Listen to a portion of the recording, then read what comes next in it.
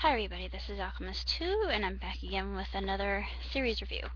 I recently watched the most recent episode of Broadchurch, and at this point in time in the series, the fabric of the tightly woven community is starting to dissolve slowly.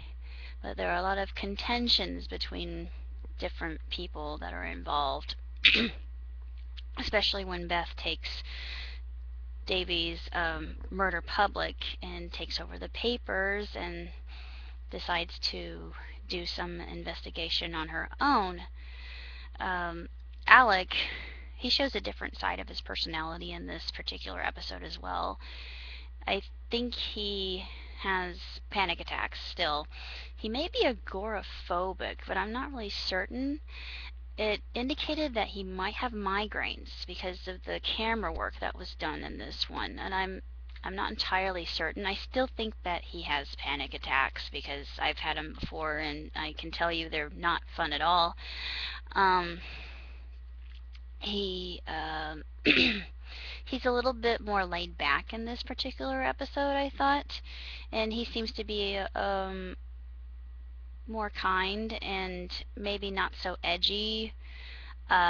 He's still very unusual when it comes to relationships with his own um, peers, I feel, because he's talking to the the woman who was supposed to get his job in first episode, and they're calling each other by first name. He says, "I don't know, this doesn't feel very organic," and it was just kind of an odd um, scenario, I feel. And I thought, well, why wouldn't it be? You know these people. You work with these people day in, day out. Why wouldn't you let them call you by your first name?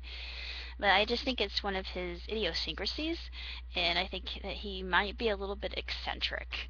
But he showed to have a little bit more ease around the people that he was working with. At least I thought he was, until he left the party and then he collapsed in his bathroom. He had to take a pill and then he collapsed and he was brought to the hospital. It shows that he still has some vulnerability, which I really like in his character.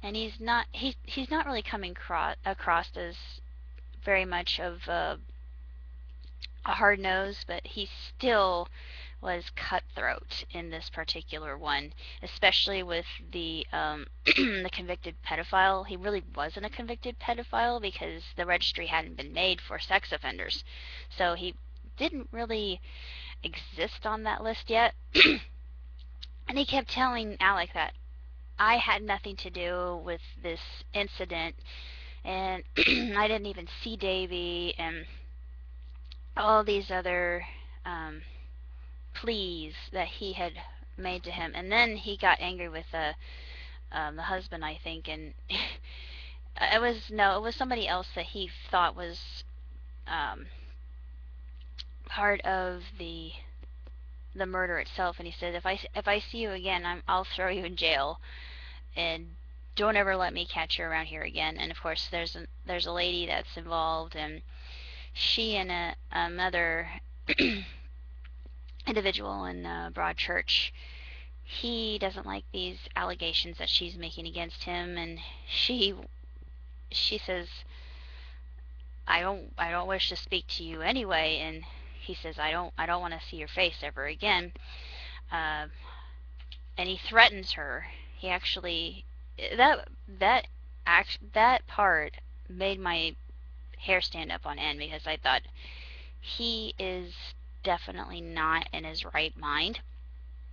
And it kind of made me feel that maybe, just maybe, he might be suspect, even though it kind of leads you around by threads, this series does, and it just kind of makes you wonder who's really telling the truth, who's not, and who's to be trusted, as well as the whole family life, particularly that of the husband. I think that the husband's having an affair. It leads you to believe that, and everything starts to go to hell in a handbasket once the news is released about Davee's death, which they really were not condoned to do.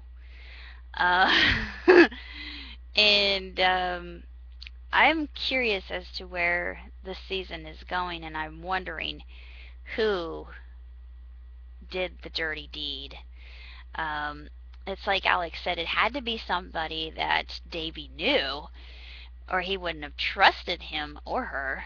We don't know if it's a male or a female who committed this grisly crime. But just to see the community start to uh, devolve into disarray is very interesting. It's almost a sociological series in a way, just to see what would happen if something like this happened in a small community and people started accusing each other, pointing fingers, and yeah, it's interesting in a very psychological viewpoint, I feel. Plus, I also think that David Tennant is just a phenomenal actor, and he lends a lot of humor to his particular character. He's actually more serious in this role, but he has so many layers. He's a very complex individual, and I like him the best. I don't know why, but I just feel like I can relate to him because of the panic attacks, not because he is a go-getter and he's gung-ho about having everything in a set way. But he seems to have some vulnerabilities that they have just recently revealed in this particular episode. And I want to know other people's theories about whether he may be agoraphobic or what his issue is, because I would certainly like to hear them. And I'm looking forward to the next episode this coming week, so I will do a review of that as soon as it airs. Until then, live long and prosper, my friends.